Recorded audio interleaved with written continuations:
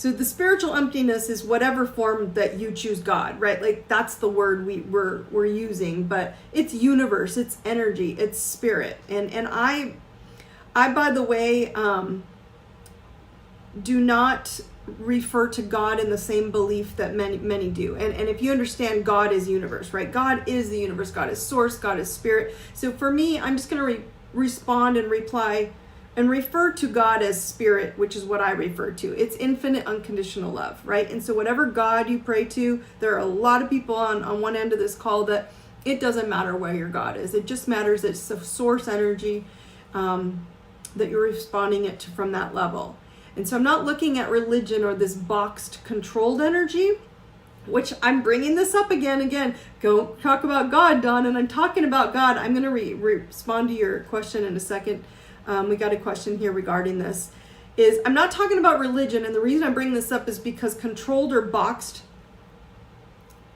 spirit and boxed source energy, and I call that in a religious doctrine of order and structure. I want you guys to understand it's going to begin to look differently in the next 5 to 10 years.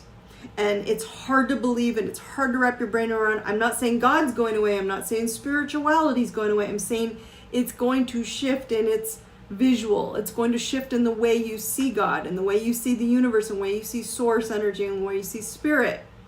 So those who have gone from, you see a lot of people out in the world who have absolutely zero faith in higher consciousness, and they're going to struggle. And this is the group that's going to feel like they're getting dragged through the mud because they have to stay here, but they don't want to be here, and they're mad, and they can't figure out why no one's helping them, and things aren't going their way, and it's heaviness. And my point is that that's going to be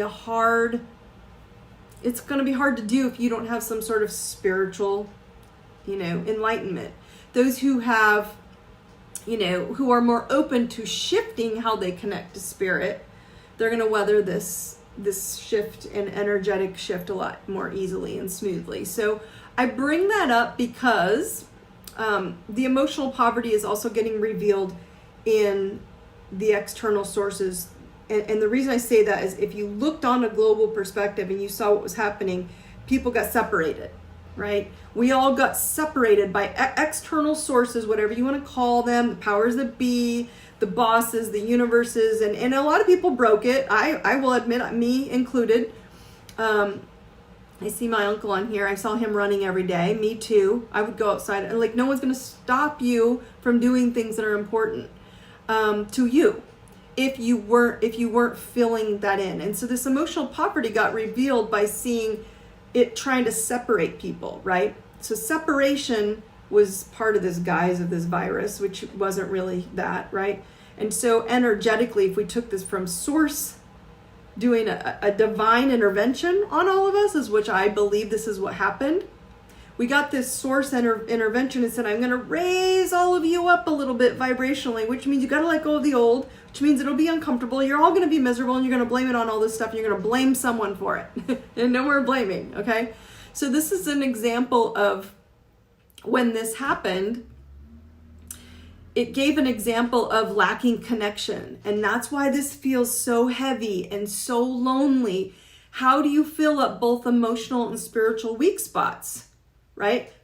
You have to learn how to take back your power and control of you and not let all the external control you, and let it learn. We got to learn to trust that the universe, which you can't see, there's the known and the unknown. Now the unknown, right? When I was 10, I couldn't see source. I couldn't see God. I just realized I didn't need a middleman. That's kind of how I'm trying to teach y'all to conduct my conversations with God or source energy, right? To me, this was just basic wisdom and knowledge, right? And I want to share this with all of you because this is the new earth.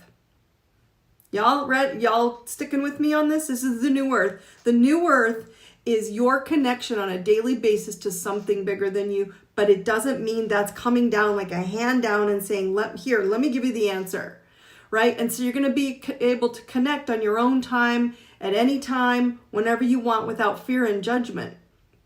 And the big paradigm that's going to shift from this, which is in the next, like I said, watch the next 5 to 10 years, watch spirituality shift, right? And when it does that, this paradigm belief that's going to shift. And what I'm trying to say is, I'm not telling you to say that, I'm not saying you're wrong the way you look at God, whether you have a religion or not. That's not what's wrong with it. What I'm here to share with you is the way you connect, so that when it arrives to you, I'm going to give you another tool to override the current system you have, which is fear. Right? Because that's the current system we've all been in. We've been in this system of fear, and fear is doing none of us any good. And especially now when you're alone and you're lonely, you have less connection with others, which we are human beings. We are made in pairs. We're made to be in pairs. It's the basic understanding of human connection, touch, oxytocin flowing through our bodies. There's a lot going on that we've gotten pulled away from. So we have this heaviness within us, and it doesn't need to be that.